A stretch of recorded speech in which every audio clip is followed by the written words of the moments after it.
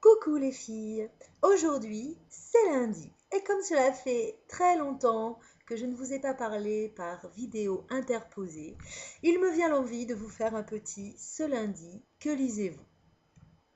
Alors ce lundi, que lis-je?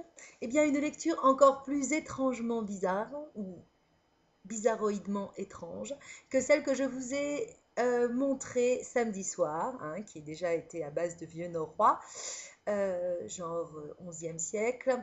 Je me suis dit, il faut arrêter de ne lire que des nouveautés, Laurence. Hein. Essaye un petit peu quand même de remonter un peu plus loin, parce que sinon on va croire vraiment que, bon, hein, tu ne penses que la mode, enfin bref. Donc, ce lundi, je lis l'histoire des rois francs de Grégoire de Tours. Hein, Grégoire de Tours, ah, attendez, je vous montre quand même hein, bien le livre, voilà, comme ça, la tranche, c'est beau, ouais. Le 4e de cover, qui nous apprend que Grégoire de Tours est né en 538, après Jésus-Christ quand même, hein, et il est mort en 594, oui, toujours après Jésus-Christ, absolument. Ce qui fait que là, on peut considérer que quand même, hein, ça rentre dans le cadre de notre rentrée littéraire 1200 et des bananes. Hein. Oui, et des bananes, moins des bananes en fait. Cette lecture, évidemment, elle a été entreprise, je vous le dis, à cause, grâce, par la faute, enfin je ne sais pas comment dire, hein, par la grâce peut-être, de Mo, hein, qui nous en a parlé, et à Isil et moi-même, et nous on n'a pas pu résister, parce que quand il s'agit de lire des trucs bizarres, Isil et moi on aime.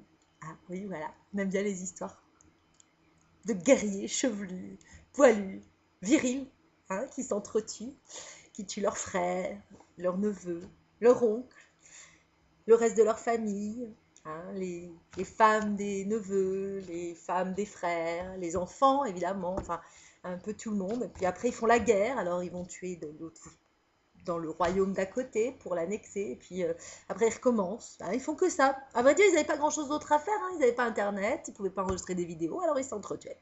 Voilà, c'est ça les Mérovingiens. Très poilus, très chevelus. Hein, le pire qu'on pouvait leur faire, c'est de leur couper les cheveux. Ouais, ouais, ouais. Hein, ça vous épate, ça.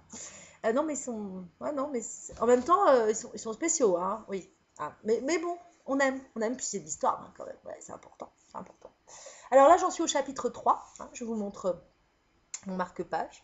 Mon très beau marque-page. Peut-être que ça rappelle certaines choses à certaines.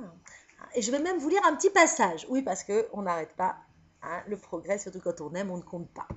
Alors, le roi Clotaire eut de différentes femmes, nombre indéterminé.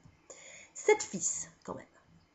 Charibert, Gonthaire, Cram, Childéric, Guntram, ou Gontran, ils ont plusieurs noms des fois.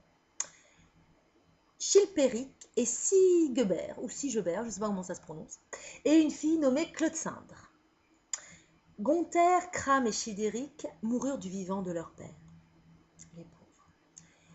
Nous raconterons bientôt les circonstances de la mort de Cram. Ça veut dire normalement horrifique. Le pauvre.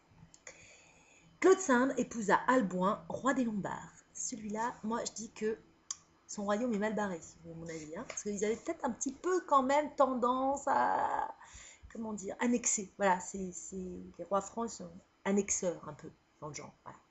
Là j'ai fini l'histoire de Clovis. Hein, et ben, il était super annexeur Clovis, hein, car il tuait tout le monde. Hein. Alors on a eu le vase de Soissons, tout ça. Enfin des choses que personnellement, je trouve tout à fait fascinante, bien entendu, à la pointe de l'actualité, et pour tout dire, ébouriffante. Voilà. Alors, sur ces bonnes paroles, je retourne à mes mérovingiens poilus, et je vous souhaite une douce et pacifique semaine. Ciao les filles!